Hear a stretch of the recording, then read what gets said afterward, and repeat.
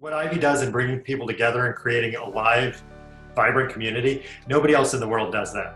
Certainly not in the way you do it. And it's such an important thing to keep people connected and human. You spotted an opportunity to provide utility, persistent utility, I like to call it, in terms of its constant value to the audience. And so I think the platform you've developed in many ways is a great example in true respect, honesty. You leveraging, human intelligence, but also technology to deliver it, deploy it, and so on. And I think it's a great example of the magical mix that we're entering into. Your life is like an egg. That just like your children and your organization, think about an egg. If an egg is broken by an outside force, life ends. But if it's broken by an inside force, life begins. Great things begin on the inside, and you have greatness inside of you. You have ways of tapping the potential for your teams that we haven't been taught, in traditional education. Your dreams are the cap to your potential. You're never going to be bigger than your dreams, right? So you might as well dream big. The greatest advantage you have in life is the speed at which you learn. So you have to learn fast. So how do you learn fast? You can look to your left and look to your right. What are the best people and companies doing? And take the best proven principles and proven pathways to success and integrate them into your company. If you wanted everyone to go to the gym, you wouldn't just say go to the gym. What would you do? You'd build a gym at your company, or you would provide a free or discounted gym membership, or you would run contests about who is the most fit in the company, or you would give people a half an hour at lunch to go work out in the gym. Well, the same thing is true with learning. You can't just say upgrade your skills or have a learning mindset. But first of all, as the CEO or the president of your organization or a significant player in your organization, you can role model. You can talk about, I was on Ivy because I wanted to learn. When you're on your way to your goal, don't give yourself a narrow one-lane highway to get there. Just pick out your general direction, like what your general idea of what that goal is going to be. In highway terms, I use it like this. Pick out if you're going north, south, east, or west, and then give yourself a 16-lane Autobahn so you can weave all through those lanes, take an exit anyway, and be inspired along the way. By coming together for meaningful, thoughtful discussions about the challenges we face and how we can work together to overcome them. We can do it in this forum that you've created here, that you run. Setting goals, making plans to achieve the goal, and then making decisions every day consistent with the plan is how you unlock the power. That's how you unlock the power. Most people do not do that.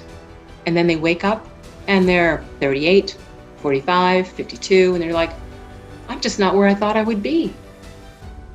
Well, it's not a surprise because you weren't intentional about setting a plan that actually had timelines and then making decisions to keep yourself on track and pivoting when you hit the roadblock, right? Or you hit the hurdle or whatever it might be. So set a goal, make a plan, and then make decisions consistent with that plan every day. It's important to let people know that you would like to be a leader and assert yourself. In other words, do something different. You can't just go into somebody and say, hey, I want to be a leader. Can you promote me to be a leader? You have to do something that merits it. So take some risk. Do something that nobody else has done. Come up with a new idea. Pursue a new process. Learn something about a new area and make yourself an expert in it. Do something that shows initiative that somebody will say, hey, he or she is somebody I want to deal with. Making sure you take your organization and the people in your organization from the current state and prepare them for the next one. And again, that sounds super obvious, is super obvious, no doubt.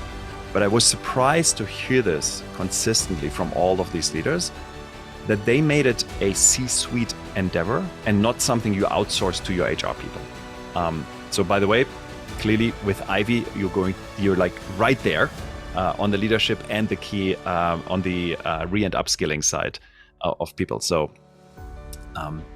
there you have it. Really to have this idea of we want to create a leadership factory.